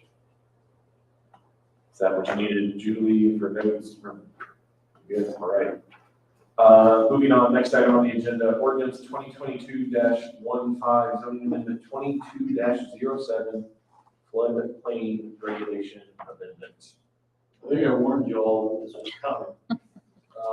When we were going through the UDO update process or adoption process, I did actually contact the Department of Natural Resources and asked them if they had any comments on the floodplain ordinance as it was proposed, and they said, well, we've got a model ordinance in the works, but we don't have it ready for you yet, so we don't have any comments on it. And literally, of course, 15 days after we approved the UDO, they turned around and said, yeah, here's our new model ordinance. And oh, by the way, we need this adopted by June 15th. So what you have before you is modifications to 3 chapters of the ordinance, chapter 2, chapter 9, chapter 10. It only deals with those portions of those chapters that deal with our floodplain ordinance. It is a direct take, what happens with these is, the Federal Emergency Management Agency, they adopt new flood insurance rate maps. Those flood insurance rate maps then trigger a review of the floodplain regulations. And FEMA tells the state, hey, you need to adopt these things to comply with the Code of Federal Regulations. And then the state just rolls that down to the local government and says, you need to adopt these into your ordinance to manage your floodplains. And that's really what you have is the state of Indiana and the Federal Emergency Management Agency telling us these things need to be in your ordinance for you to maintain your participation in the National Flood Insurance Program. The reason we want to maintain our participation in the National Flood Insurance Program is because it allows people to get flood insurance for homes that are in floodplains, and that means they can have federally backed mortgages. So if we didn't have participation in the National Flood Insurance Program, they wouldn't be able to get VA loans, FHA loans, other sorts of loans that require, and quite frankly, most mortgage companies nowadays are requiring flood insurance. Or most banks are, I guess I should say, requiring flood insurance on their loans as well. So especially after the Katrina disaster down in New Orleans. So this was forwarded, this was heard by the Plan Commission. It was forwarded to you, it was heard on May 23rd. It was forwarded to you with a favorable recommendation. The vote on that recommendation was 4-0. And I have been asking questions. We recommended you adopt it as presented. I have been answering questions. Any questions for staff? No. I've got one for Mr. Taylor. Kind of look through this, legal, no liabilities, we're covered. I assume you did before the planning commission, but. Yeah, we should adopt the model act, the way we stay in line with, the state law, but also the way in which we can enforce things, both from the zoning perspective and, flood control perspective. So, I don't know, it's kind of laborious on our end when they make that change, then it creates a bunch of work for us. But, that's why the adoption of the model ordinance, it just gets all that. So I do not only really good, but recommend it in all of the jurisdictions in Indiana, county, and municipal levels all have to do this month. Thanks, Dan. If there are no further questions on the motion. I'll make a motion that we approve ordinance 2022-15, amending the federal flood damage prevention. Second. We have the first and second. Julie, take a roll call, please. Barbara Pope, Four. Greg Susan, John Ludden. 4. Thank you. Next item, introduction, ordinance 2022-16, annexation of property in County Road 900 East. Brian, you take this one? Yeah, these are the next, I'll kind of just cover the next two. Ordinance 2022-16, 2022-17 are both, the town received voluntary annexation petition requests. So this is just the first step in the process. You guys are introducing your annexation ordinance. You will follow up with a public hearing and adoption of fiscal plans, which should take place at future meetings. So you just start introducing these two, and the council will accept these petitions a couple weeks ago. So this is just next step. Any questions for staff? Seeing none, we'll show ordinance 2022-16 and ordinance 2022-17 as introduced. Next item on the agenda, introduction of ordinance 2022-18, amending the salary ordinance. Do we want to suspend the rules? Do we want to talk through it first, or do we want to try to move on this? How do you, I guess what it is more of a Dan question. We'd like to do final reading tonight as well. Yes, and what I recommend you do is you'll need to introduce the ordinance first. Okay.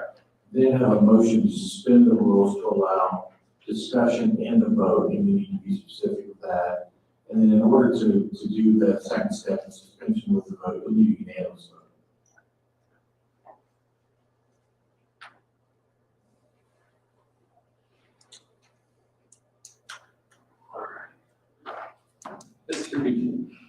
Thank you guys for your time. Excuse me, I'm fighting a little congestion here today. So I apologize for not having much information within your packet. A lot of the information we're talking about here is very time sensitive. We're at a very fluid time right now with our agency in terms of our staffing. As you heard Chief Stoops mention earlier, we have an officer with 23 years experience retiring tomorrow. We pay attention to our social media. Recently, you saw a post where we had 3 officers who also just received their retirements, and one officer also pending a resignation to leave the career. So we are truly in a situation that we've not found ourselves at in the history of our department. Most law enforcement agencies are experiencing hardships with regards to hiring employees. The applicant pools are diminished tremendously. So what does that impact look like us here? What does that sort of predicament put us into a position to be more aggressive to ensure that we have qualified candidates, to ensure we have adequately trained officers, and enhancing that threshold of our professionalism here at Avon PD. So one of the things that we have institutionalized in our salary ordinance about 4 years ago was a platform to compensate uniformed officers. Now, these are men and women that are not supervisors. These are men and women that choose to take on additional responsibility. And it's a pretty unique and awesome responsibility insofar as the fact that they are taking a leadership position in terms of training officers. These are men and women that sit in the passenger seat with brand new officers who have never driven a vehicle in emergency capacities. They are either drawing their weapons, they're engaging individuals on a very regular basis. A lot of tension, a lot of uncertainty, a lot of anxiety. And the field training program itself that we have is very well established. It is codified within our policy manuals. It is actually backed up by a lot of approved practices for the Indiana Law Enforcement Training Board. And we take that responsibility very seriously. We are very selective in who we believe can fit that role, right? We're very selective in the sense of who our staff members are, who have the maturity, the experience, the combined expertise to actually go out and actually take somebody who's never done the job before and teach them how to do it at a high level, both of integrity and professionalism. So at the time that I was requesting this discussion and dialogue was on Thursday, I asked you to keep in mind that on Monday of that week, we actually did 3 conditional offers for our applicants. During this time, everything's moving very, very quickly. The 3 officers, for example, who just resigned and retired have a combined experience of 44 years on the job. We also have 2 patrol officers who have since come to us over the last 6 to 8 months and have expressed their desire to take a step back from the field training program because we've had so many officers, because we had retirement and resignations and from medical disabilities. Those 2 officers alone have a combined experience of 28 years. So when you take 3 people that are leaving, 2 people that are stepping back, you're literally at 72 years of experience that are stepping back away from it. In 2018, 2019, we adopted a pay matrix that allowed us to provide additional compensation for field training officers to the tune of $1.50 an hour. That $1.50 an hour is only earned by that employee while he or she is training an officer during those hours worked. So this is not a $1.50 an hour that they get every hour that they work, whether they're on PTO or on their own patrol. We're realizing about 2 years ago that was a pretty low number for us to try to compensate those who are stepping above, involving themselves in good documentation. These are, every day that these officers go out and train, these are field training officers that create a narrative for each and every day. They talk about the good things, the concerning things. We can adapt our schedule if we need to do remedial training, advanced training, if we need to slow down to make sure these officers are getting good reps, we can do so. So one of the unique situations that we're in right now is we're thankful for the council to always be investing in our staffing. Obviously, the answer to fixing the public safety issue is not just to throw money at it. It's not just to hire people. The component that we have to make sure that we're doing is investing that in our employees. We're investing that in our equipment and our technology. So when we approved our budget for 2022, this council adopted a budget that required us to go out and try to find 2 additional officers. The sad part, as we stand here today, in the first part of that year, we were in a deficit of 2 officers to hire with the result of bad candidate pool. And as we stand here today, we're in a deficit of 6 officers. We're starting to go backwards. That's extremely alarming.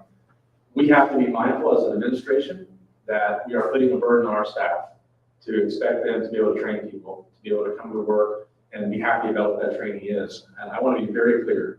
I am not here to you today because our officers have come to us and asked us to be compensated more. I am asking this as part of a collective discussion between Chief Stoops and Deputy Chief Markson. The 3 of us are being proactive about this discussion because we are trying our best to avoid having more field training officers step back. To give you some context, Right now, if we assume that the three conditional officers offers for our employees, they do actualize and accept those positions. We still have 3 other positions to fill. We currently, I remind you, have 2 officers at the Indiana Law Enforcement Academy. So if you start figuring out how many people we're trying to put in the front seats of cars, it's starting to run pretty low.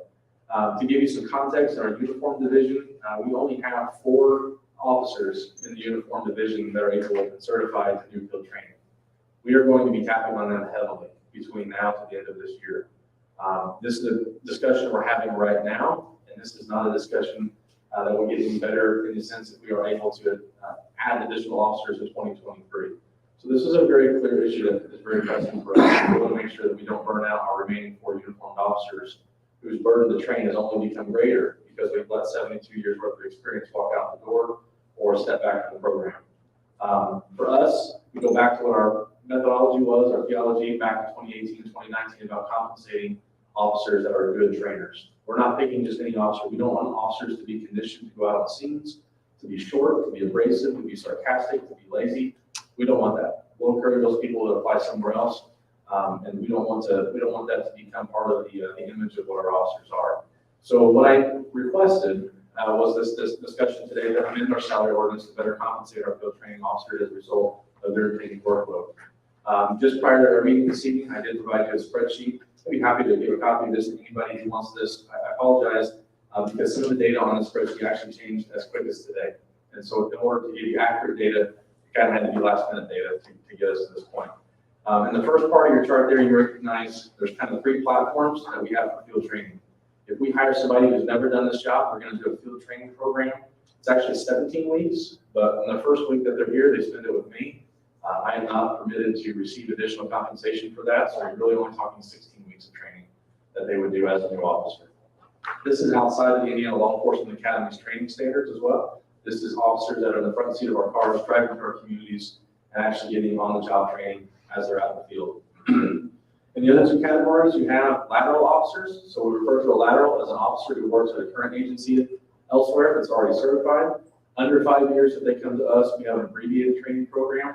And that week, it's going to be 9 weeks with our uniformed officers. And if we have officers that have over 5 years experience, they typically will spend a total of 5 weeks out in the field because they've already received a lot of those reps out in the field, or we would not have hired them to begin with as a lateral.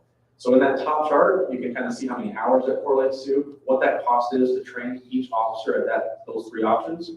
And our proposal is to move from the $1.50 rate to $4 for our FTOs, again, only while they're training. This is not a base rate pay increase at all, just because they may do it on occasion. I want to be very clear with you. Our ambition for 2023's budget is to move to $5 an hour. This is a big leap to that. I would be more than happy to have discussion to go beyond the 4. Been in discussions with Deputy Chief Markson, Chief Stoops, and Town Manager Ryan Cannon. We have had this discussion collectively. We're not trying to make the whole ask right now. So the question then becomes, what does this look like in the sense of sustainability? What's this look like in the sense of your 2022 budget? The silver lining, if there is such a thing, with not being able to clear police staffing, is the surplus from those vacancies. And so the third box that you see there on your chart talks about staffing surplus funds. These are all revenue lines that are consistent within the general fund and the same character of the budget line. We have accounted for the 2 positions that we've been unable to fill since January 1 of this year, as a total of 28 weeks times 2 positions. And then you also see where we had retirement of 4 officers, Ingram, Branham, Schuster, and Fight. And I wanted to make sure we were very clear on this too. We have already presented these numbers in context of PTO payout. I know that's something we talk quite a bit about when we talk about separation. Are we budgeting sufficiently if we have employees?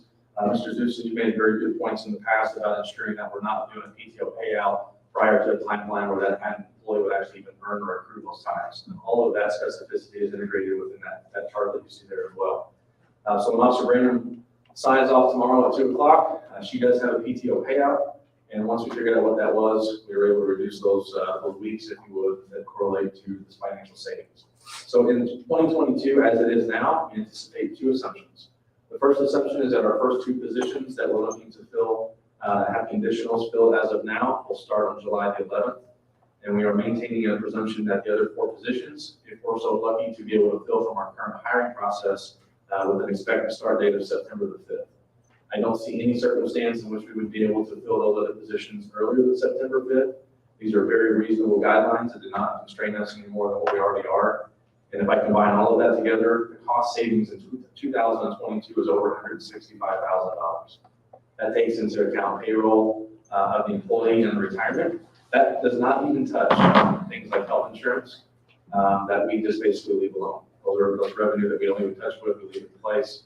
And if you recall, every time we budget for a new position, we're always budgeting for worst case health insurance. So family PPO plans are what we budget for. Very rarely does anybody even select that line. So in the next box, I offer to you just kind of a breakdown of what does the compensation look like per officer. Typically, an officer that is training somebody who's a new hire will only have them for a period of 4 weeks. And if that's the case, that means that one officer will only be paid $240 for training a new hire for 4 weeks. And so when we started to really look at these numbers, we really struggled with the fact that we're putting an awesome amount of responsibility on these young men and women to train each other. It's something that's just part of our culture, our career, the profession. And so when we talk about things with Mr. Taylor about risk management, right, we're documenting good behaviors by our officers, holding them accountable for negative behaviors, and we're asserting those standards of our agency within that training threshold. So you see a box there that kind of shows what the proposed rate would look like if you went to 4 an hour and that difference. And so right there in the center of your spreadsheet, you have a green and an orange box. That's how this would be paid for out of 2022's budget. Moving into 2023, we start having dialogue about sustainability. I don't see that any differently than what we would, some of the factors that we're discussing for our 23 budget when we talk to you guys about things like payroll increases or health insurance increases. So we have complete anticipation on sustaining this beyond 2022.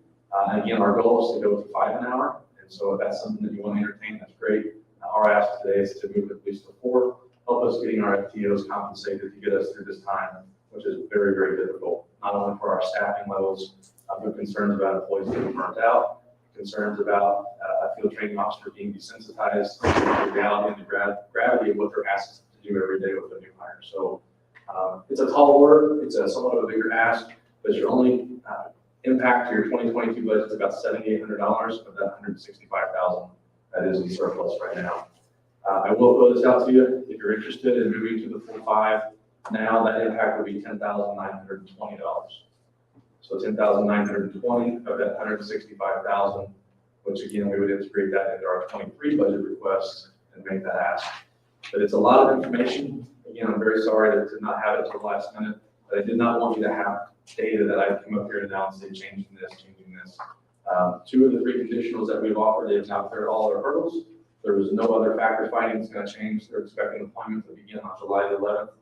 And I've also let those estimates include the other 4 officers at worst case scenario if we're not able to find another lateral officer for our remaining vacancies. So I apologize to overwhelm you so much. I know I talked a little fast. Just want to try to clarify what I can. Happy to answer any questions if you're willing to entertain this amendment to move us to 4 or 5 an hour for our field trainings. Any questions for Brad? That's a lot. Yes, I apologize. I really do. I hate to bring stuff to you, $650 to do that. I want you to be informed. And whatever the will of the council would be, we would ask also for consideration to waive second reading so we can institutionalize this within the department as these officers are getting ready to start our agency very soon. Typically, when you do something like this, you've always got a comparison to other agencies. I'm fine with more than $5. It seems like every time we do the budget, we look at salaries, I always move ourselves up. Just introduction, you'll need to suspend rules if you want to discuss it. It's just a reduction of the ordinance, so I would ask for. Unless I make a motion to suspend the rules to discuss and vote for the final reading of ordinance 2022-18, amending the salary ordinance. Second. We have a first and a second. Julie, would you like to take the roll call, please? Greg Zuzen, 4. Don Loudon, 4. Earl Pope. 4. You may discuss. Thanks, Dan. I look at this, first of all, paramount in our community is officer safety, education and knowledge.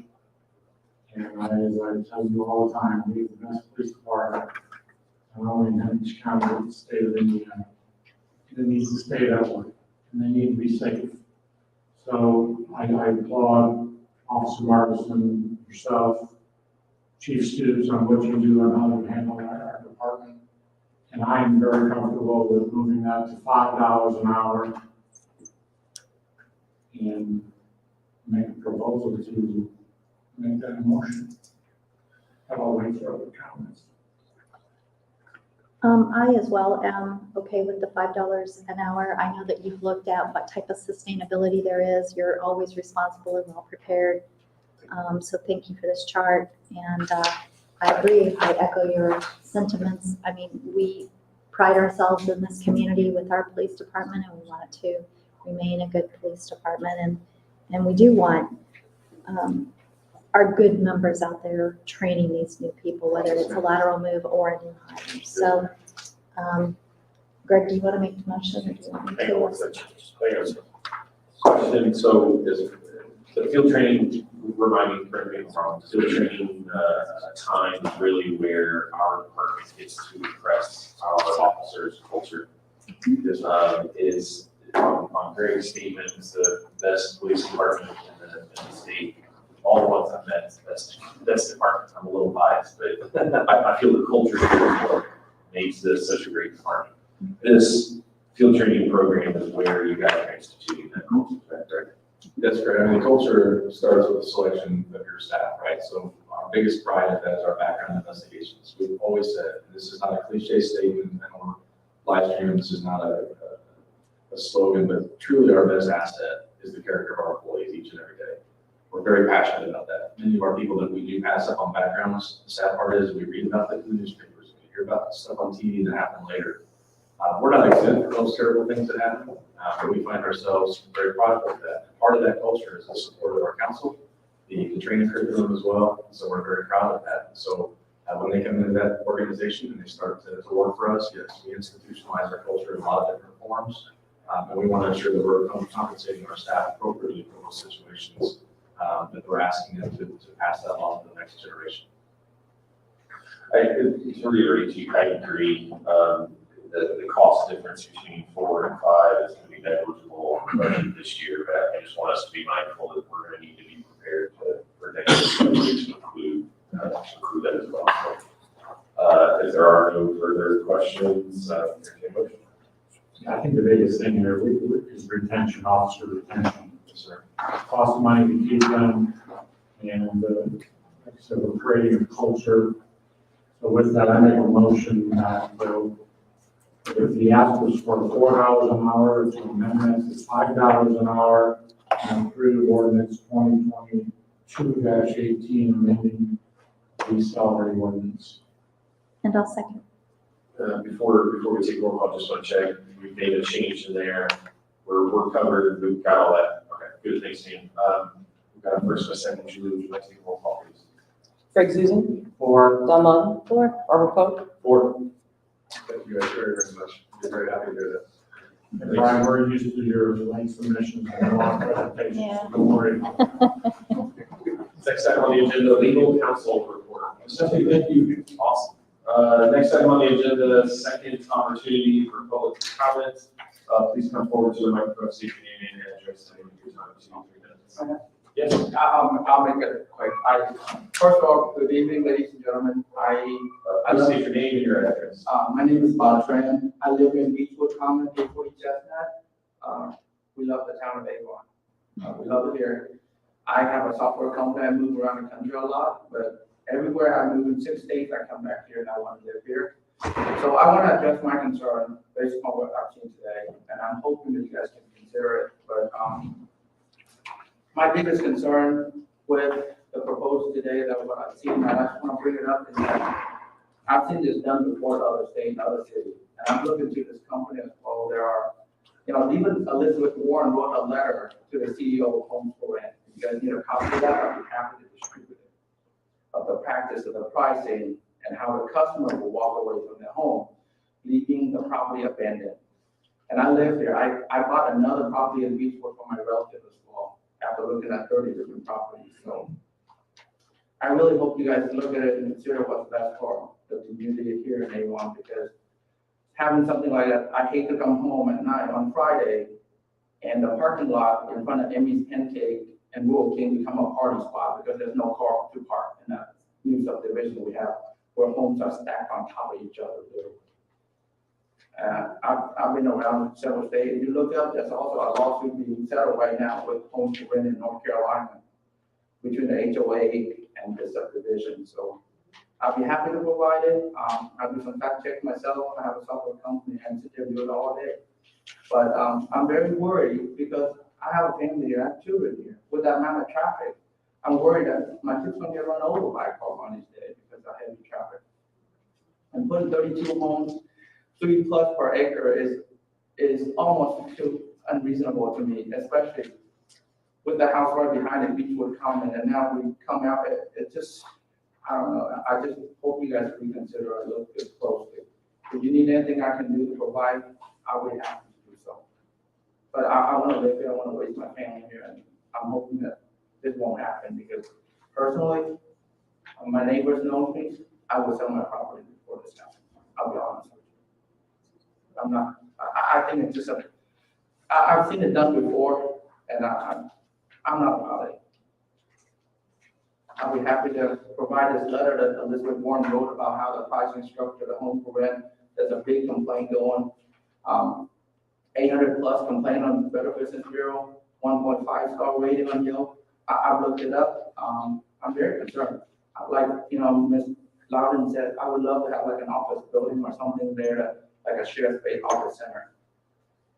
I would love that because a lot of us in the pandemic are working remotely. So having something like that actually put a community working together, that would be more beneficial to a lot of us. A lot of my neighbors and I work remotely as well from home. So having something like that, I would be happy to see that happen. Thank you. Thank you. Thank you. Anyone else? Joel Hickman, 7591 Basswood Drive. I just have a couple of quick questions for you two gentlemen. I know you had made the comment that you went with a R3 because it matched up with the C3 that it currently is versus an R1. Is that simply because of the density? Because This is for comments. this is, oh, yes, all right. If you have questions for these gentlemen, you can talk to them later. Thanks. All right. Well, then I do have a statement, and the information I was provided could be incorrect.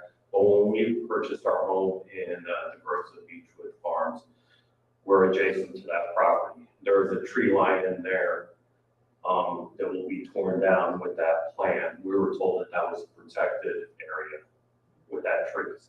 So my question for you would be, is that a protected area or not? I think that's all I have. Thank you. Anyone further?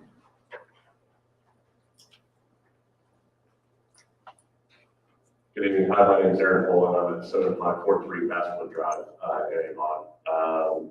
Actually, on the screen where the pond is proposed to be expanded, that's my backyard.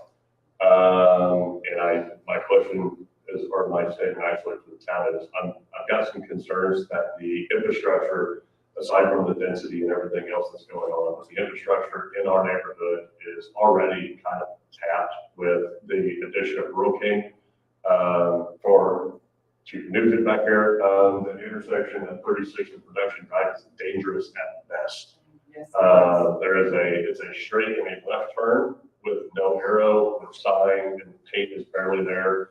We are talking about adding another 32 families, which is at least probably 60, 70 additional drivers. Beechwood Center Drive that comes into the neighborhood has got a pretty gnarly dip right there at the entrance to the parking lot of Emmy's, which is also a hazard. Having an 18-year-old son and a soon-to-be 13-year-old daughter that are on that street regularly, that is a pretty dangerous curve, especially with the dip. And then most importantly, with the pond and the proposed expansion of that pond, I can tell you, speak for not only myself, but my neighbor who's in hospice, who the pond would be extending behind his house as well, and my brother-in-law and sister-in-law to the northwest of us, directly next to where I have the sidewalk that cuts our house and puts up the neighborhood behind us. Every time that pond, it rains, that pond dumps about 8 inches of water in my basement. That's with the field there, the way it sits.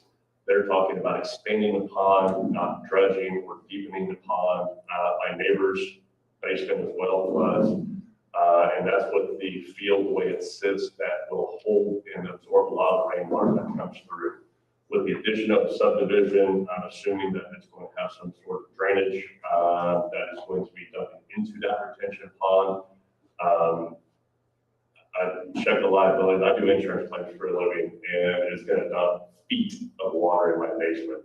I've had 4 backup sewer and drain claims since I've lived in this house. We built that house 10 years ago. One of the first ones built at lot 92 at Beachwood Farms. My neighbors built right before I did, and they have had 3 backup sewer and drains from that retention pond alone. And the town of Avon refuses to let me cut the trees down because it is a tree preservation area. And I put requests for permits and talked to the board a few times about clearing that out, and I've been told consistently, no, it is a tree preservation area. My lot is actually one of the few of my neighbors here that doesn't actually have any trees on it, but it's still considered a tree preservation area for the weeds that grow up against the pond. And the only trees that were on it are like giant evergreens that I planted along the sidewalk to help block out some of the surrounding wildlife in the parking lot. So aside from, again, the density issues, the additional traffic out there, I don't believe that the infrastructure could actually take any more of that. And then we're talking about stacking the new Chick-fil-A out there as well, where PNC used to be, with 32 other homes. You know, our neighborhood, I think, is done at this point. They're building one more home. We're creating a nightmare. And like I said, 36 in Production Drive is already dangerous. I almost get every single morning I pull out of the neighborhood because there's bad signage, bad signal, and the intersection is just bad in general. So I do have a safety concern as well, especially being a millennial on the 1981 spectrum, where I'm already established, and my sister-in-law is also on the other end of that millennial spectrum. We're established. We're not looking to rent. I don't want to rent, and I'm not even talking about, you know, getting into the drop of our property value as well. So, you know, my millennial family is, we've grown our family. So thank you. Thank you. Anyone else? Seeing no one come forward, we'll close that section of public comment. We want a second opportunity, council comment. Anything further? Ryan, if you would, two of the comments that Joe made, the intersection of Production Drive, signage, painting the road, the arrows, look into that, and then with the drainage board, look into that issue as well. If there's something there that we can do. Can we do something that pond at one time? Or was that was second, or that was cobblestone? Yeah, we did some, well, we're still working on cobblestone, but we did do some downstream improvements, but it was to the pond, it was just right by Park Place, which is next to Royal King. It would have helped maybe that situation, but it wouldn't have resolved that. Yeah, we're happy, I'll have Steve connect with the property owner on both those issues. And my only other comment is, we've seen a lot of panhandling, people standing in the medians on 36 on Avon Avenue and Dan Jones. We need to address that. That's all I have. Next item, council calendar. Just 2 things. The Avon Farmers Market has started back up. So Tuesdays from 4 o'clock to 7. So if you guys are available, come join us at the Farmers Market. And then your next meeting is June 23rd here at 7 p.m. Just like to reiterate as well tomorrow, tomorrow afternoon, retirement ceremony over the court. I think that's it. Yes, meeting adjourned.